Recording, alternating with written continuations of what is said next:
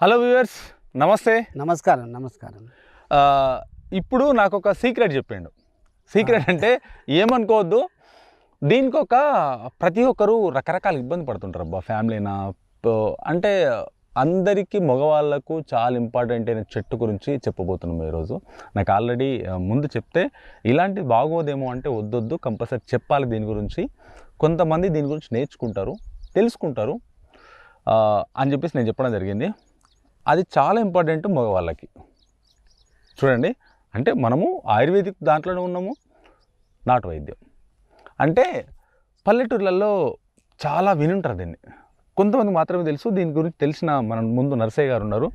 అవునే, ఇప్పుడు మనం వెనకాల నాకు ఆ చెట్టు చెప్పినావు, రేగు చెట్టు అంటారు దాన్ని. రేగు అంటే రేణి చెట్టు అంటారు. అటు చూడు, ఇక రేణి చెట్టు అంటాము, రేగు చెట్టు అంటాము.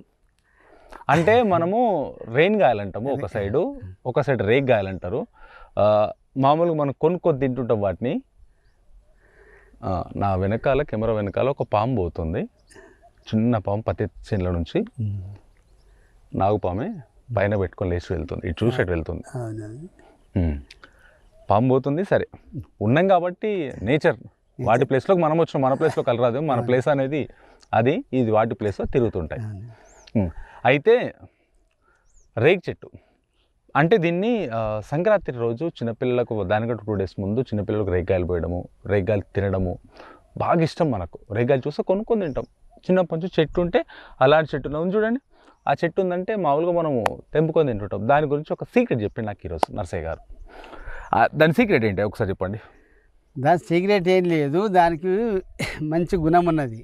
రేగు చెట్టుకు చాలా విలువైన దాని యొక్క గుణాలు ఉన్నాయి. ఒకటి ఏంటంటే, దానికి ఏదన్నా ఆకలి కావాలన్నా దాని యొక్క ఆకును ఒక 10 ఆకును నమిలి మింగినట్లయితే మలబద్ధకం పోయి ఆకలి అవుతుంది ఒక్కటి. ఇంకో రెండోది ఏంటంటే, దాని పనులు చాలా మంచి ఆరోగ్యానికి, ప్రతి పోషకాలు అందులో ఉన్నాయి. ఆ తర్వాత ఇంకోటి, ఈ కాలంలో ఉన్నటువంటి పరిస్థితి ఏంటంటే, మగ పిల్లగాళ్ళకు అంతా తాగుడు, గుట్కలు తినుడు, అదేందో గంజా, ఇది విచిత్రమైన మత్తు పదార్థాలకు అలవాటు పడి నరాల బలహీనత ఏర్పడ్డది వాళ్ళకు. అయితే అటువంటి వాళ్ళు సంసారంలో వణికిరారు కనుక దీని యొక్క ఆకును నమిలి, ఆ తర్వాత ఈ మగవాళ్ళు సంసారంలో పాల్గొనే సమయం కంటే ఒక అర్ధగంట ముందు అదే ఆకును మంచిగా నమిలి ఈ పొత్తి కడుపుకు, బొడ్డు కింద పొత్తి కడుపు కింద పెట్టుకొని ఒక చెటాకు శొంఠి, అర్ధ చెటాకు మిరియాలు పౌడర్ చేసుకొని, ఆ తర్వాత ఒక 2 గోళీలు మింగి మౌనంగా ఉంటే వాళ్ళు రతిలో పాల్గొన్న తర్వాత సంపూర్ణమైన సెక్స్ చేసుకోగలుగుతారు. ఎందుకంటే దానిలో వీర్య స్తంభన కలిగి సంతానం అవడానికి కూడా కారణం. సంతోషమైన విషయం చెప్తున్నా. ఎంత సంతానం అయితే లేదు అన్న ముచ్చట లేదు. వాళ్ళకు ఆరోగ్యం పెరిగి ఆనందంగా సంతానం కలిగి సుఖపడడానికి ఆస్కారం ఉన్నది. కాబట్టి తప్పకుండా ఇది రహస్యమే కాదు, ఇది అందరికీ అవగాహన కలిగేటట్టు చెప్తున్నందుకు మీకు నమస్కారం చెప్తున్నా. మీ అక్కడికి పబ్లిక్ అందరికీ అవగాహన కలగాలని నా కోరిక.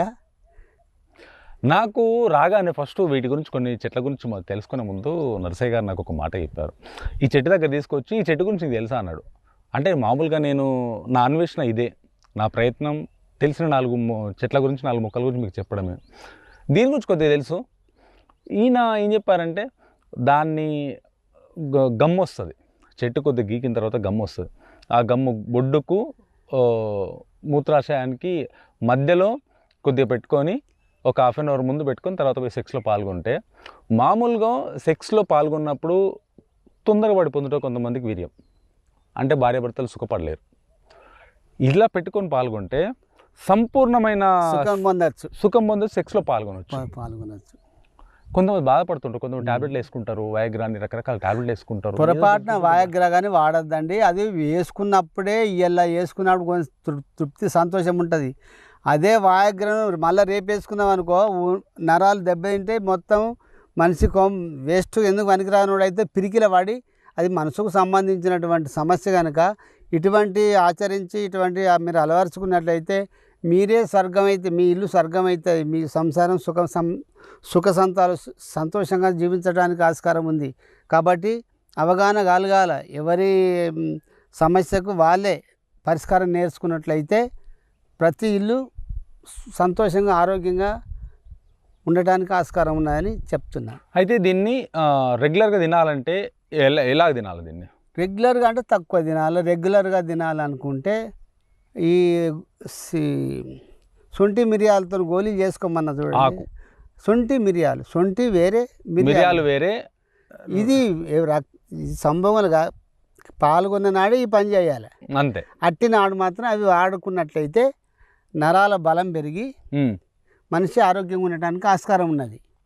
అట్లా సంభోగంలో పాల్గొన్నప్పుడు మాత్రమే, అంటే అప్పుడే అరగంట ముందు పెట్టుకుని, అంటే పైన అది కడుపులో తీసుకొని అవసరం లేదు, బొట్టు పైన ఇక్కడ నుంచి నాభి వరకు అంతే తీసుకోవాల్సిన పని లేదు, తీసుకోవాల్సిన పని లేదు. మీరు కూడా ట్రై చేయండి. కడుపులోకి ఎట్లా కాదు కాబట్టి ఓన్లీ పై భాగమే, ఎక్స్టర్నల్ మాత్రమే, ఇంటర్నల్గా కాదు, పై భాగంగా కాబట్టి ఎలాంటి ఎఫెక్ట్ ఉండదు. ఎఫెక్ట్ అస్సలు ఉండదు.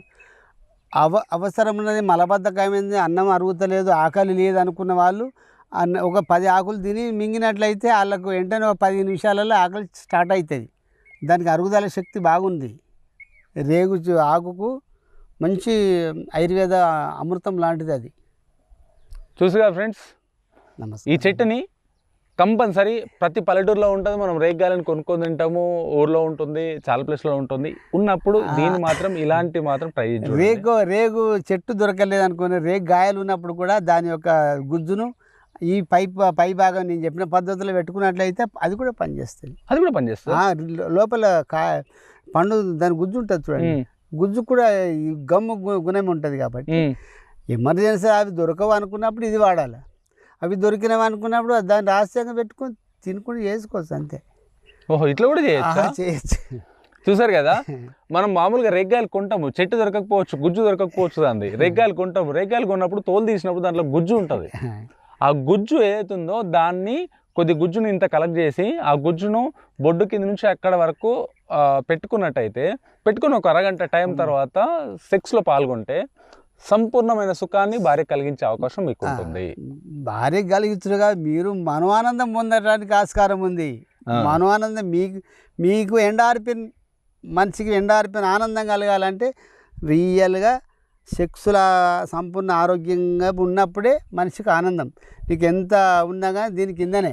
కాబట్టి 100% ఇది అది రహస్యమేం కాదు, అందరు పాటించాల్సినటువంటి విషయం. ఆరోగ్య సూత్రం అని చెప్తున్నా. అట్లా ఎప్పుడైనా మీరు వాడారా ఇది? నేను ఎప్పుడు వాడతాను సార్. ఇప్పుడు నాకు 70 క్రాస్ అయినాయి. నేను ఇప్పటికీ ఒక 20 నిమిషాలు సెక్స్ చేయగలుగుతాను సార్. ఇప్పటికి అంటే నా 55, 60 లోపల ఉన్నప్పుడు అరగంటకు తక్కువ చేసేవాడిని కాదు. అంటే నా ఓన్ చెప్తున్నా, నేను ఏదో బొంకుడు కాదు. ఆరోగ్య సూత్రం నీ తలరాత నువ్వు రాసుకోవాలి, నీ ఆరోగ్యం నీ చేతుల్లోనే ఉంది అనేది వాస్తవం. ఇప్పటికి నాకు షుగర్ బీపీ ఏమి లేదు. కాబట్టి షుగర్ ఉన్న వాళ్ళకు, బీపీ ఉన్న వాళ్ళకు కొంచెం డౌన్ ఉంటుంది. అవన్నీ లేవనుకోవడానికి నిదర్శనం ఏంది? ఇది సంభోగంలో సుఖం ఉన్న వాళ్ళకు ఆరోగ్యం బాగున్నట్లు లెక్క. మామూలు కూడా గట్టుడే యథార్థం చెప్తున్నానండి. నేను ఏదో రహస్యం దాచుకొని చెప్తానే. సో చూసారుగా ఫ్రెండ్స్, దీన్ని మీరు కూడా ట్రై చేసి చూడండి. ఎందుకంటే కడుపులోకి రేగ్గాయలు ఎట్లా తింటాము, తిన్నప్పుడు దాని గుజ్జును ట్రై చేసి చూడండి, దీని గుజ్జును ట్రై చేసి చూడండి. ఈ రెండు చూడండి. ఆ గుజ్జును ట్రై చేస్తే ఎలాంటి టెన్షన్స్ ఉన్నా వాటన్నిటికి వేసి భార్యాభర్తలు సంపూర్ణ సెక్స్లో పాల్గొనవచ్చు, సుఖపడవచ్చు. ఇంకొక ఎపిసోడ్లో మళ్ళీ కలుసుకుందాం. Thank you. నమస్కారం.